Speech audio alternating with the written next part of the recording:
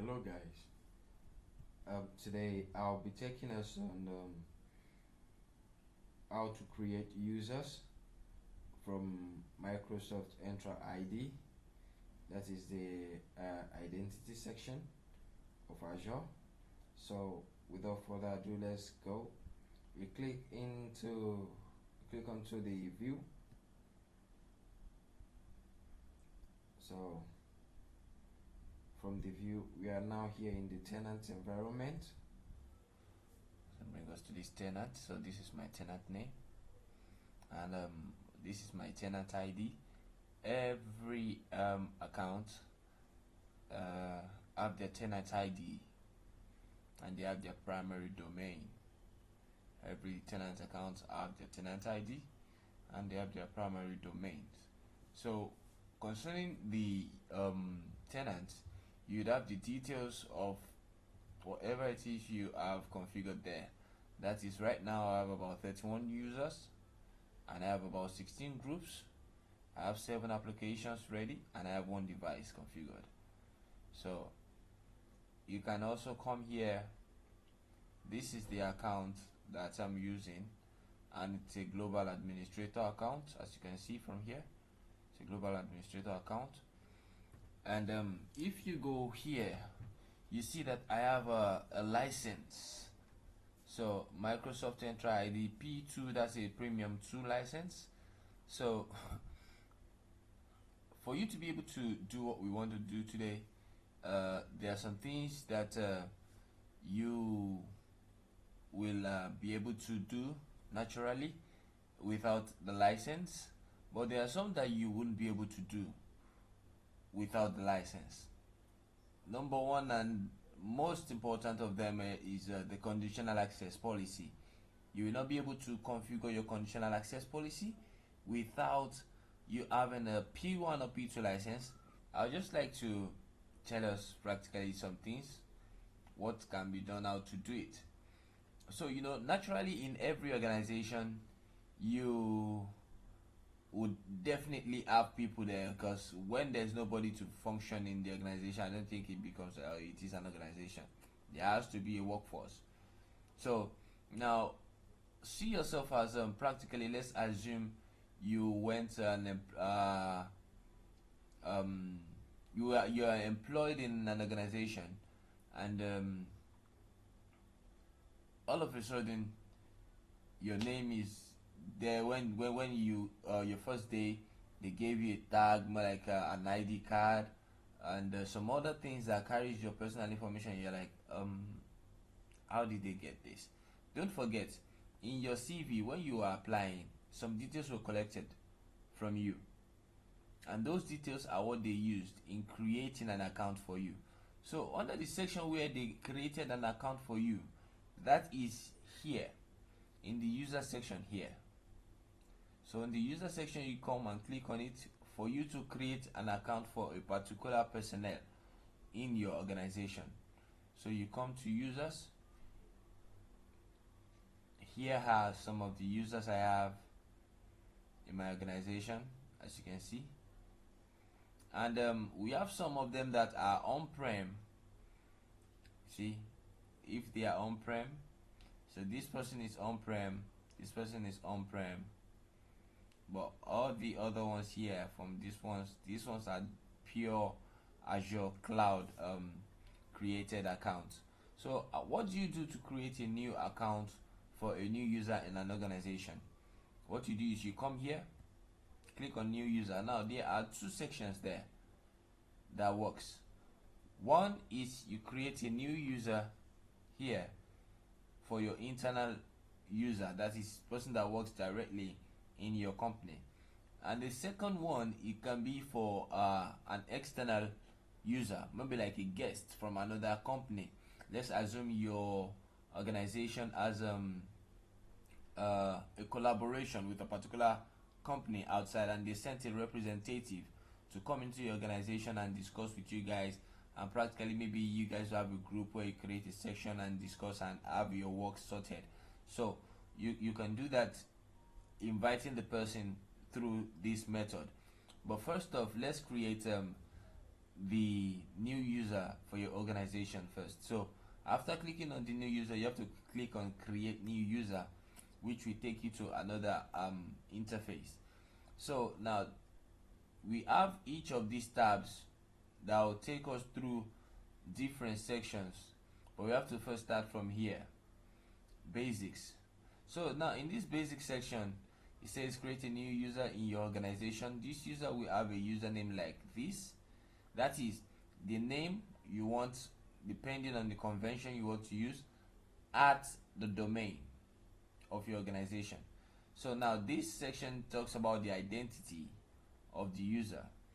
So what do? Your user principal name, which most of the time we always shorten and say UPN. Let's assume we want to create a new user.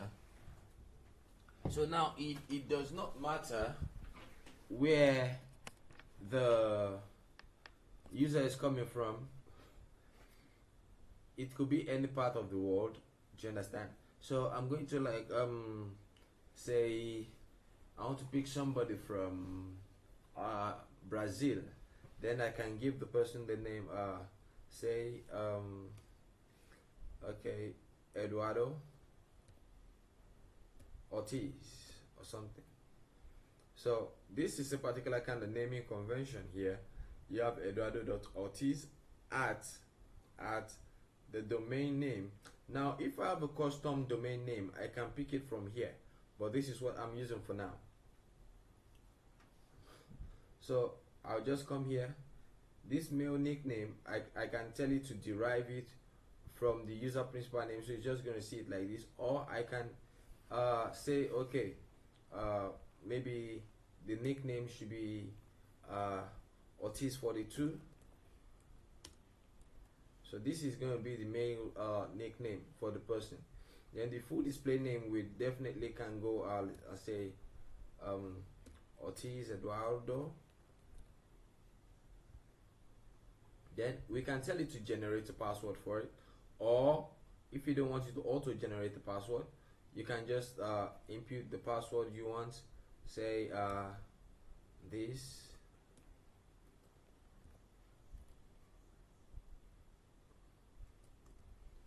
So that is it. Then when you click on account to be enabled, the account becomes instantly functional. But if you do it like this, the account is created but it's not functional yet. It will have to be enabled for it to be functional. So we just have to, right now we want to make it functional, so we just click on enable it. So we go to the next one, which is the properties. Now under this properties section, this is where you have to opportunity to configure a full detail about the person concerning your organization.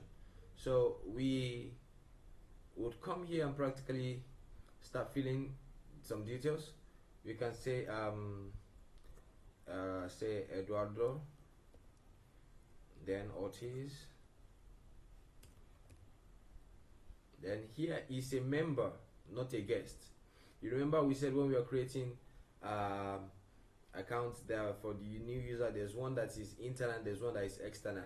So when it's internal, we majorly would pick member, but for the external person we will always select guest. But right now we're working with the internal, which is a member of the organization. So the job title we can say is an app engineer.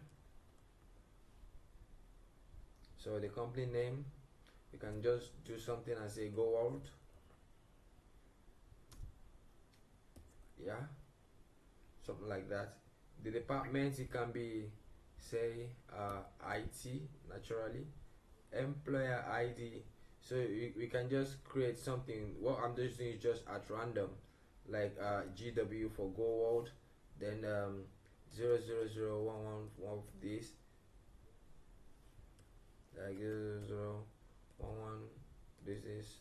So this could practically be maybe the ID number, maybe is the 1145th employee for the company since the inception of the company. So the employee type, we can say it is full-time. You can practically say full-time. Now the employee hire date, that is the day the employee was hired. We can just pick a date, practically maybe say this, and we can also decide to choose the location of the office the person would be in, or where the person is, and we can add a manager to it. Just pick a name, practically maybe the person will be the person that will be managing this new employee. So we can just go and say, okay, maybe Billy James is going to be the manager for Eduardo. So we input it here. Then concerning all these other ones, you can just put the street names, every other one, say region, maybe say Brazil, something like that. Then you put the name, the email, like normal stuff. Then we move to the next assignment. So in this assignment here, you can assign the user to an administrative unit. What is the meaning of an administrative unit? An administrative unit is more like you saying a section of your organization globally that is based in a particular location. So we can say an administrative unit that is in Brazil.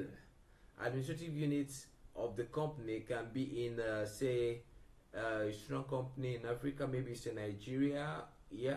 Then, or you can say in United Kingdom or USA. So those are administrative units. Those are sections, more like regions of the organization where the organization is functioning. So for the group, we all know what it means to be in a group. So maybe like when depending on their function or the process, or let's say depending on the activity that the person needs to be involved in.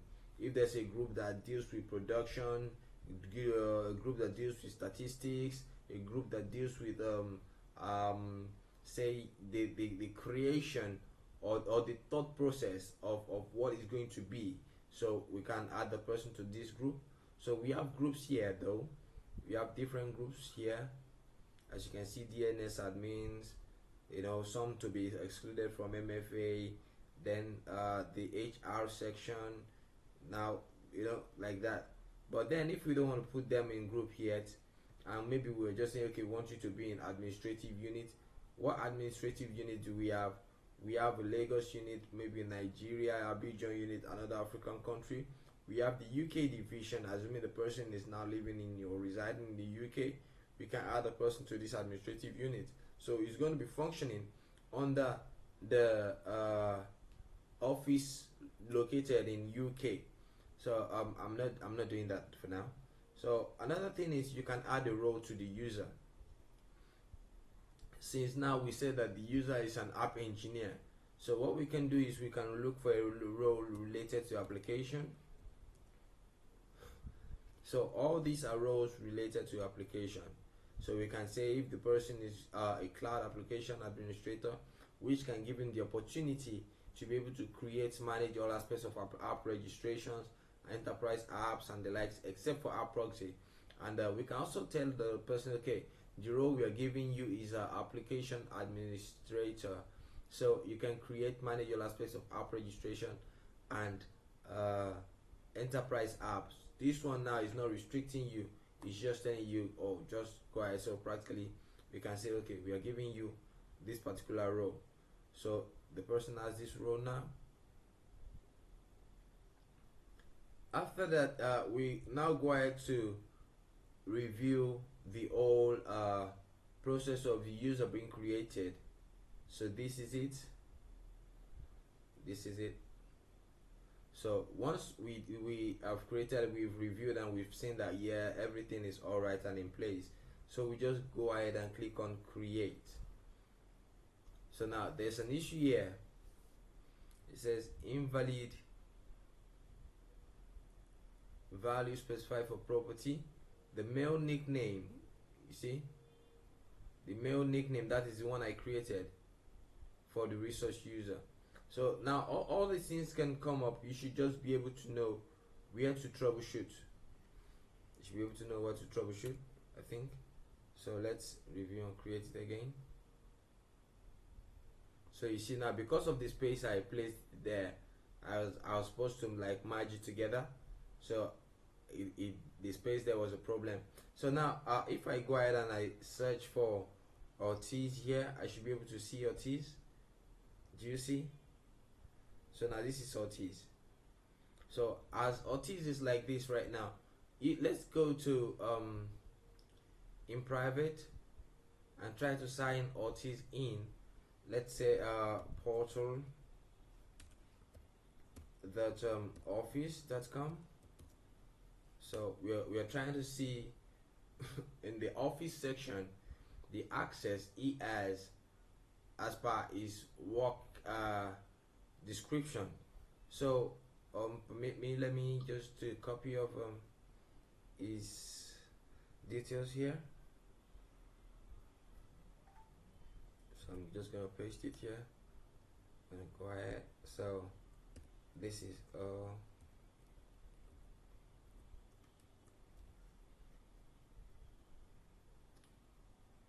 so now one thing is, you know, I created the account new, so it will always ask the user to create his own password based on the setting I set in my tenant environment.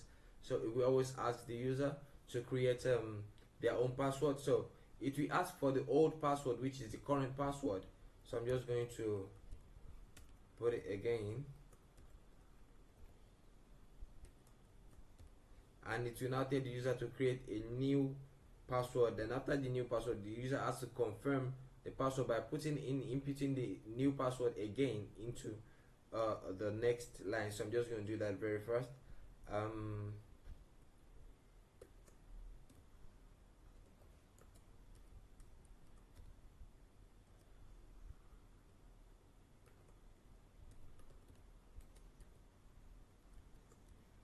So I'm just going to click on sign in. So now it's telling me the reason why we are seeing this is because the password is looking too weak or is being used regularly by people. So I'm just going to do something here.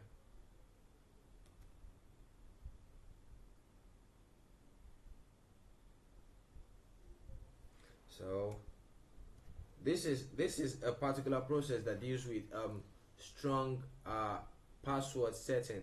So most of the time when we set passwords that is just shambolic and the likes, the system would not allow it because it knows that it is easy and prone to attacks.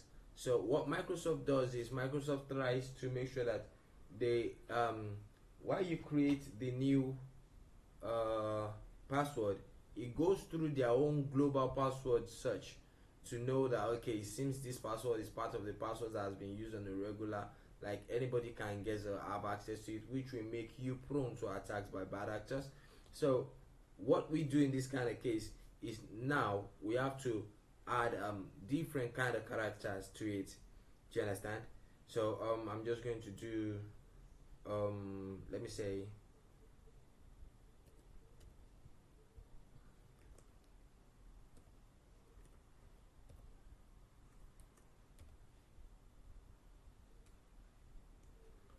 so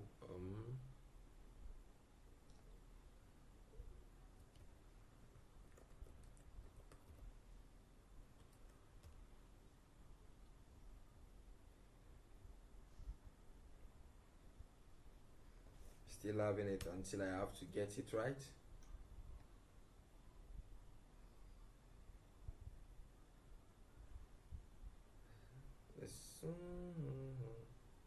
Okay.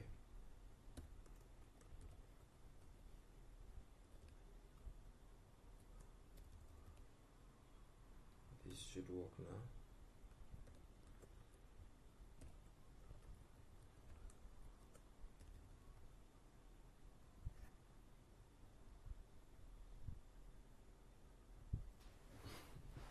This is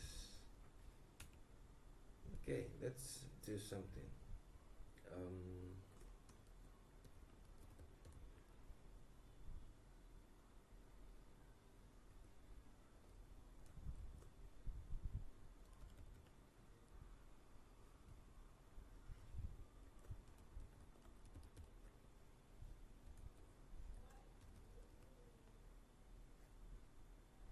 just want us to be able to get access so we can see, yeah, so we can see the environment of the new user. So this is it. This is the environment of the new user. As you can see, this is more like a welcome face. So this is where the user can start doing his own work, things like that. You see, so the applications available to the user, not added yet. User has its own admin section, being an administrator, so you can from there go to the admin section, as you can see. So it can do everything related to application on every other users available. So if it is not app related, it does not have the right to do anything on the users. All access he has concerning the users are just app related, so it can just do app related functions on the user. So that practically is all. Thank you for this section, and I look forward to your comments. This is just my own contribution. You can also add. I'll be expecting to see from your comments what you have to say concerning this, as I'll still be looking to create more. You see, this is just the beginning, because we just touched practically only the user section. You have to create groups, administrative units. I would explain to us how we can create administrative units with restrictions, and the one without restrictions, groups, different kind of groups, and how to create conditional access, app registrations, and enterprise applications. Over the time, all these things will be dropping. I hope you can just click on my channel for subscription, and like the videos, and you can also share for any other person that you believe, because definitely there are people out there that are looking for how to just be able to do these little things. So thank you for your time today, and have a good time. Bye bye.